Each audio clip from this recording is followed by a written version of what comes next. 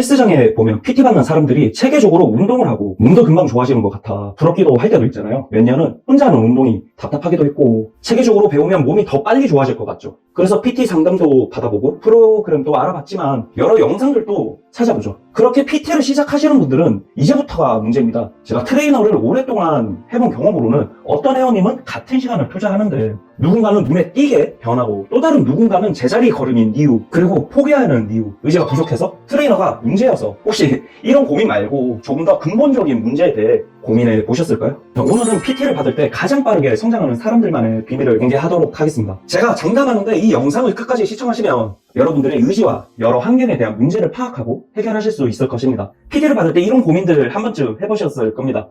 왜 내 몸은 변하지 않을까? 저 사람은 같은 트레이너인데 왜 저 사람은 더 잘 될까? 내 노력이 부족한 걸까? 사실 이런 문제는 단순히 운동을 열심히 하는 것만으로는 해결되지 않아요. 이제까지 경험한 바로는 이 급성장하는 사람들은 특징이 5가지가 있었습니다. 첫 번째가 명확한 목표 설정을 하시더라고요. 단순히 체중 감량이 아니라 체지방 10% 감소, 3개월 안에 스쿼트 100kg 달성, 구체적인 목표를 세웁니다. 문제는 딱 거기까지더라고요. 여러분들이 개인 상황과 생활 패턴, 활동 칼로리, 컨디션을 고려하지 않고 언제까지 달성하겠다는 막연한 생각을 하시던데 그러다가 죄송해요. 세게 이야기할게요. 실패하는 사람들은요. 자기 객관화가 안 된 상태에서 점점 기간이 길어지게 되고 컨디션이 망가지고 생활 패턴이 깨지면서 스트레스, 자존감이 떨어지며 결국 일상생활에 영향을 끼치게 되면서 자기 합리화까지 하시는 분들도 계시더라고요. 결국 실패를 이어가거나 비싼 비용을 내면서까지 계속해서 기약 없는 수업을 듣게 되시는데 여러분들 명확한 목표를 설정한다는 것은 우선 정말 내가 할 수 있는 시간과 목표를 생각하고 실패 시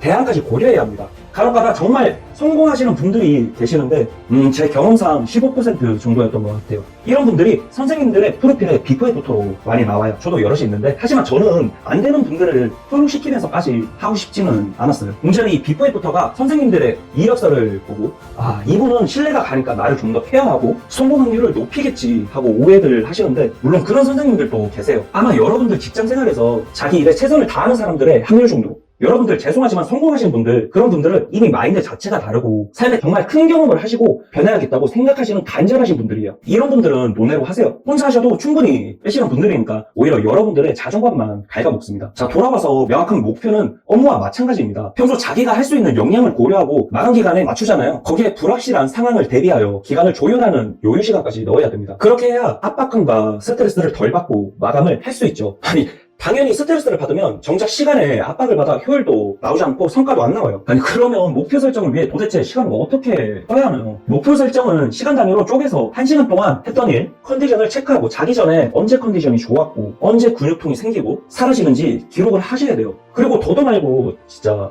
쉽지 않겠지만 일주일만 체크해보세요. 그러신 다음 가장 좋은 컨디션과 강도랑 목표 설정을 하시고 실패 시 대안이나 불확실한 시간 계산까지 넣으셔야 돼요. 추천드리면 초보자는 목표 시간에 곱하기 2배의 시간 어느 정도 해본 분이시라면 1.5배 운동을 많이 해보셨던 분이시라면 1.2배를 고려하시는 게 좋을 거예요. 굉장히 귀찮죠. 근데 처음이니까 어렵고 이해합니다.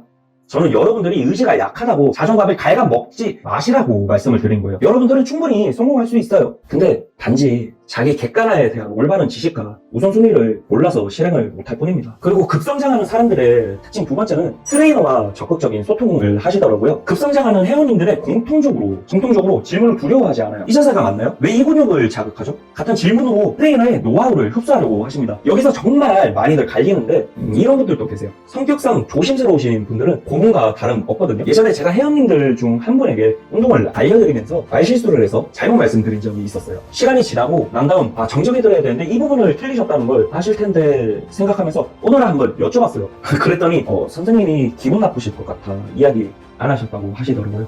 그때 정말 열심히 하는 회원님들 중 한 분이셨는데 정말 죄송스럽더라고요. 그리고 질문은 잘하지만 저같이 만약에 트레이너가 실수를 하거나 그럴 때는 여러분들 어떻게 판단하실 거예요? 정말 다양한 정보가 판을 치고 심지어 논문까지 다른 결과들이 많을 텐데 그럴 때는요? 아니 내가 비싼 비용까지 내면서 따로 공부를 해야 하나? 시간도 바빠 죽겠는데 이런 생각을 간혹가다가 하시는 분들이 있으신데 저는 그럼에도 불구하고 여러분들이 또한 정보를 학습하고 교차 검증과 의문점을 제기하셔야 합니다. 여러분들이 비싼 비용을 조금 더 효율적으로 배울 수 있어요. 물론 전문가분들이 더욱 신뢰가 가지만 그렇다고 만약에 생각 없이 의지를 하시면 안 된다고 말씀드린 거예요. 트레이너들 또한 여러분들의 열정을 보답하고 싶고 조금 더 여러분들에 맞는 정보를 알려드리면서 같이 성장하고 훨씬 수준 높은 교육이 될 거라고 저는 생각합니다. 근데 문제는 혼자 하시는 분들인데 그런 분들은 내용에 대한 반론을 찾아가면서 정보를 습득하시는 게 나아요.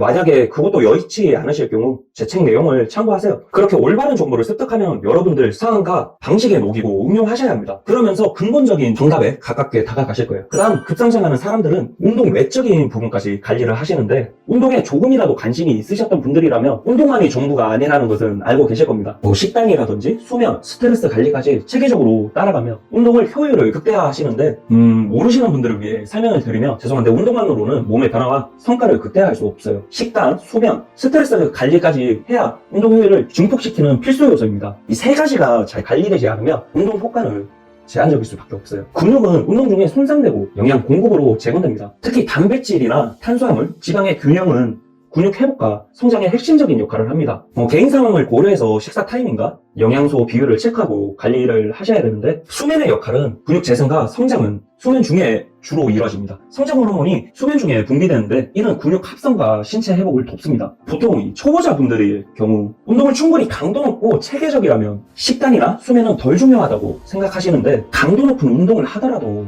회복이 충분하지 않으면 근육 성장은 물론이고 신체의 피로도가 누적됩니다. 오히려 오버트레이닝으로 이어질 가능성이 높습니다. 또 이 스트레스가 높으면 코르티솔이라는 호르몬이 과도하게 분비되는데 코르티솔은 근육 단백질을 분해하고 체지방을 축적시키는 역할을 합니다. 물론 스트레스 관리하기는 쉽지 않죠. 또 간혹 가다가 스트레스가 운동 결과에 큰 영향을 줄까라고 생각하시는데 스트레스는 신체가 최적의 상태에서 작동하지 못하게 합니다. 특히 심리적 안정은 운동 수행 능력을 극대화하는 기본 조건이에요. 물론 스트레스 관리 방법은 다양하게 있고 운동으로 스트레스 관리할 수도 있어요. 여러분들 그렇다면 제가 질문을 드려볼게요. 제가 여러분들에게 운동 외적인 부분을 관리를 위해 복잡한 계산 대신 손바닥 크기로 단백질과 탄수화물을 측정하여 섭취하거나 간편한 단백질 쉐이크를 활용하시거나 외식을 하더라도 탄수화물 섭취량을 조절하고 단백질과 채소를 추가해서 드세요. 말씀을 하고 자기 전에 30분 동안 스마트폰 사용을 줄이시고 7시간 이상 수면을 목표로 하거나 수면 유도에 도움이 되는 간단한 스트레칭이나 명상을 습관화하셔야 돼요. 운동 중에는 이 호흡에 집중하세요. 시간이 부족하다면 매 10분씩 걸으세요.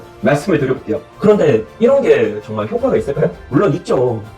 초반에는 정말 열심히 하는데 지속적으로 하시는 분들은 별로 없으시더라고요. 운동뿐만 아니라 외적인 부분까지 관리는 사실 습관화해서 같은 부분이에요. 아니 흡연을 하시는 분들한테 아무리 담배가 안 좋다고 끊으시라고 하는 거와 뭐가 달라요? 운동을 하면서 평소에는 재미와 흥미를 계속해서 느끼게 만들고 자존감을 키우게 하여 마인드 관리와 무의식에 자리 잡게 만들어야 돼요. 그리고 네 번째로 급성장하는 사람들의 특징으로 피드백을 바로 반영하시는데 트레이너가 주는 피드백을 즉시 적용하고 결과를 기록하여 지속적으로 개선을 하시더라고요. 하지만 수업 시간이 50분의 피드백을 항상 즉시 반영할 수는 없죠. 또한 대부분 분들이 피드백을 머릿속에만 기억하고 특별히 피드백에 대한 기록을 하지는 않더라고요. 간혹 가다가 회원님들에게 물어보시면 피드백을 기록할 시간이 없더라고 하시더라고요. 그리고 저에게 우선적으로 기록을 부탁하시는 분들이 계시는데 여러분들 여기서 오해하시는 분들이 제가 기록하는 거와 그리고 회원님들이 기록하는 거는 다르다는 겁니다.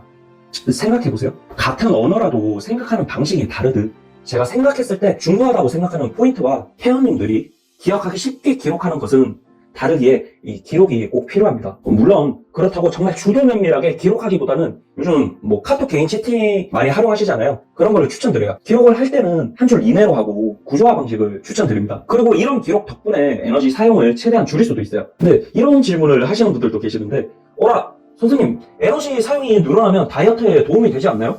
아싸 개꿀. 하지만 개인적으로 운동을 몰입하는 시간과 이 일상생활에 시간을 분리하지 않으면 효율이 떨어진다고 개인적으로 생각합니다. 예를 들어서 여러분들이 게임을 하면서 공부하는 느낌이라고 보시면 되는데 그거보다 차라리 간단하게 기록을 하고 생각을 지웠다가 운동 시간에 잠깐 보시고 실행을 하시면 스트레스 감소나 집중력을 높여 운동 효율을 높이는데 진짜 훨씬 도움이 돼요. 그러니 피드백 받으시고 바로 반영하는 방법이 최고지만 만약에 상황이 안 될 경우 기록하고 개인적으로 연습하고 또 이해가 안 되면 물어보고 다시 연습하세요. 그리고 한 번에 모든 피드백을 반영하려고 하기보다는 운동 루틴의 가장 중요한 한두 가지 정도에만 집중해보세요. 그렇게 수업 이외에도 운동을 하셔야 하는 게 당연시 돼야 됩니다. 마지막으로 급성장하는 사람들의 특징 5번째는 지속 가능한 루틴을 만드시더라고요. 운동 루틴은 단기 프로젝트로 생각하지 않고 평생 유지할 습관으로 만들어 나갑니다. 습관이 형성되면 동기부여가 낮은 날에도 자연스럽게 운동을 하거나 심리적 부담을 줄일 수 있어요. 자전거 연습할 때 한번 생각해보세요. 처음에는 어렵지만 나중에는 누가 어떤 순서로 타야 하는지까지 생각하면서 하시는 분들은 없잖아요. 습관 형성에 관한 연구에 따르면 이 특정 행동을 반복하는데 약 66일이 소요된다고 하더라고요. 이 기간을 넘기면 행동이 자동화될 가능성이 높아집니다. 물론 여기서 운동은 다른 습관에 비해 습관 형성에 약 1.5배를 늘어나기에, 그래서 보통 헬스장에서 3개월 단위나 30회 단위 등 별자기 좋은 명분으로 사용되기도 합니다. 하지만 사람마다 최소 기간이 18일에서 최대 기간은 254일로 개인별 격차가 엄청나게 납니다. 그리고 말이 쉽지 새로운 것을 습관화하려면 열정으로는 부족합니다. 앞서 언급드린 것처럼 운동을 습관화하려면 여러 가지가 있지만 스트레스를 최대한 안 받고 새로운 운동 방식, 지식 등 새로운 것에 재미를 찾고 재미를 느껴야 하는데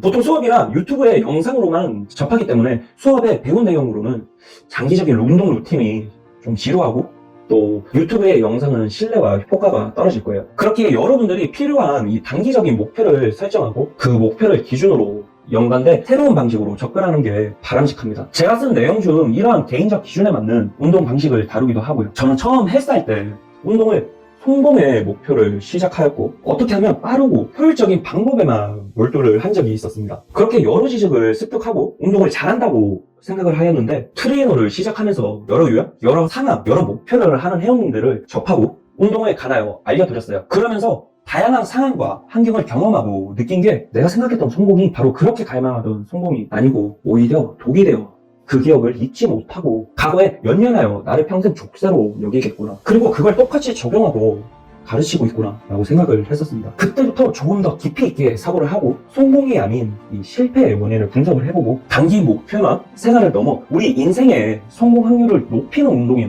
뭔지 정말 수도 없이 고민을 하고 찾다가 없어서 차라리 내가 책을 만들어 볼까? 라고 생각을 하면서 전자책을 작성을 하였습니다. 물론 비록 첫 책이어서 부족한 부분이 많기에 이 정도 가격으로 책정을 하였습니다. 저희 책을 읽고 여러 가지 인사이트와 통찰력을 얻을 수 있으면 저는 정말 좋을 것 같아요. 정말로 깊이 있는 운동을 배우고 싶거나 초보 트레이너 분들 혹은 앞으로 트레이너를 꿈꾸시는 분들이라면 정말 강력 추천드립니다. 앞으로도 책 이외의 운동에 대한 깊이 있는 정보를 원하시는 분들은 구독과 좋아요 부탁드립니다. 시청해 주셔서 감사합니다. 운동의 이야기였습니다.